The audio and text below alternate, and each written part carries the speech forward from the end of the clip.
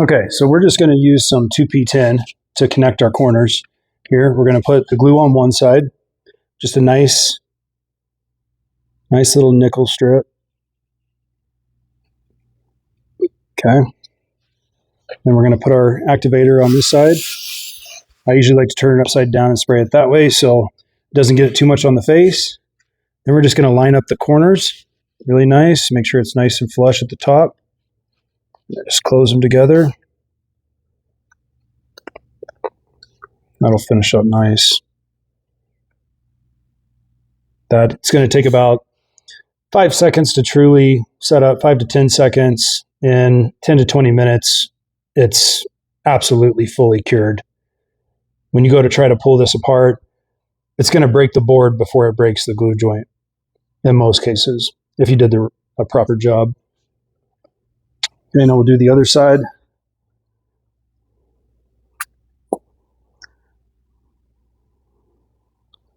Now we're doing this with the MDF, and the only reason why I'm doing this for joining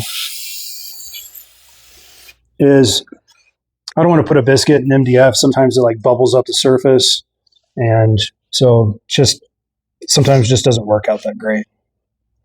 So this is a quick way to get us joined up, glued up, and put up in no time. So that's pretty much good to go. Now we're going to let it sit there for like 5-10 minutes. Then we'll pick it up and install it. Somebody just said on one of my posts that 2P10 is not strong enough, even for even in this case, to use for a joint. And so I just want to kind of show exactly what's possible with 2P10. This is just some scrap.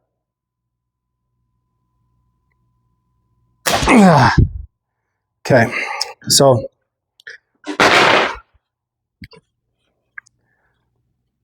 you still want to tell me that 2P10 is not strong enough for a miter joint? Look at that. That's not the glue that gave way. That was the MDF that gave way. All right, so we've done everything else in the process, and there's a little comment about 2P10 use for putting these miter joints together. We don't normally use 2P10 on joints. Generally, when we're using pine or poplar, stuff like that, we usually biscuit and glue, let them sit overnight, then we'll put them all up the next day.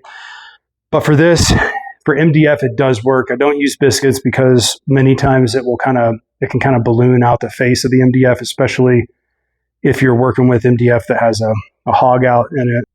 So for the last step in the process here, we're going to install this trim. It's going to be incredibly easy.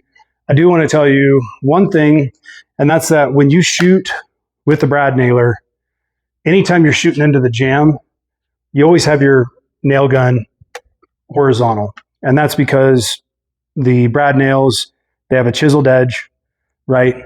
The chiseled edge, if it's this way, cuts through the grain. If it's this way, it follows the grain, and many times you can get a blowout. So just a little tidbit. So very confident this is going to fit.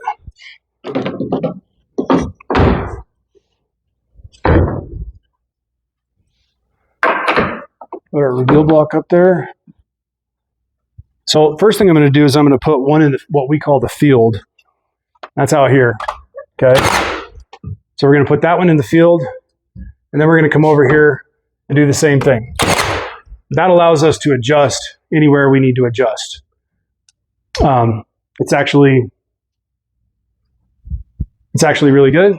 So now we're going to go ahead and lock it into the jamb. Okay. And then we're just going to work our way down each side.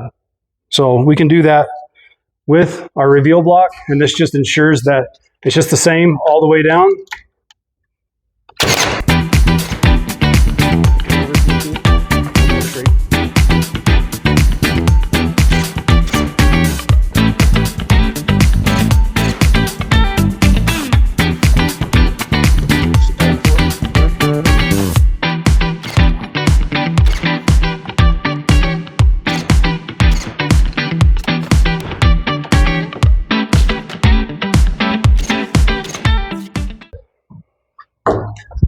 close this door. We're good there.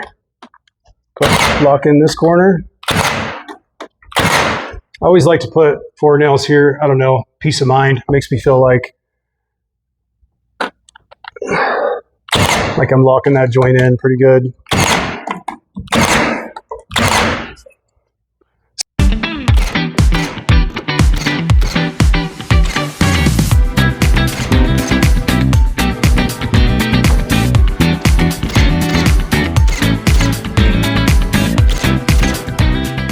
You know, that's really it. It's really simple. 3 measurements on the door. No figuring. Just shoot the laser. You don't need to be on a ladder to see a measurement up there. Very simple to put together. Very simple to install. Imagine being able to measure every single door in the house in one shot. Cutting every single piece of trim in one shot. Having perfect 45s. Perfect miters, and the ease of install like that. Now I will say that sometimes you may have a floor that's a little messy on the bottom, and it may require you to fine saw or a scribe cut on the bottom.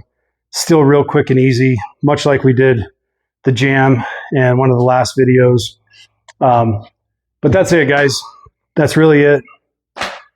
You want to do less walking on the job site. You want to get under 10 miles instead of walking 75 miles on a job site. This is the system that you need to put in your business. Scale your business with TrimListPro.